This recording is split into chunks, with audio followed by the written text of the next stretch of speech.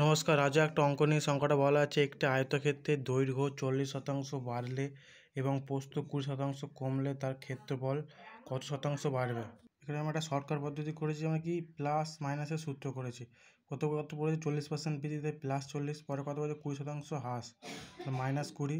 তো এই প্লাস আর মাইনাসে কী হবে মাইনাস, তাহলে কত হবে 40। এবার এই যে দুটো বেরোচ্ছে বৃদ্ধি গুণ, যে দুটো বলেছে দুটো গুণ 40 গুণ 20/100। এখানে তোমার দুটোই প্লাস বলতে পারে, প্লাস 40 প্লাস প্লাস 20 এটা হবে প্লাস হতো সেরকম, বা মাইনাস মাইনাস বললে মাইনাস মাইনাস প্লাস হতো। তো কী হবে 40, এই মাইনাস আর প্লাসে মাইনাস হচ্ছে, এই মাইনাসটা আসছে, তাহলে কী হবে 40 এটা কাটাকুটি করলে 0 0 কেটে দেবো, এই 0 0 কেটে দেবো, 4 2 কত 8, 8 থেকে 20 বাদ দিলে কত হয় 28, মাইনাস আছে। এখানে একটা স্টেপ জাম্প করা যাবে, তোমরা এরকম করে করতে পারো 40 মাইনাস 20 মাইনাস 8, তবে করলে বিয়োগ মানে কি দুটো বিয়োগের যোগ, কিন্তু মাইনাস চিহ্ন হবে, তাহলে কত 28, 40 মাইনাস 28, তাহলে 40 থেকে 28 বিয়োগ করলে কত 12। এটাই উত্তর। আশা করি সব বুঝতে পেরেছো।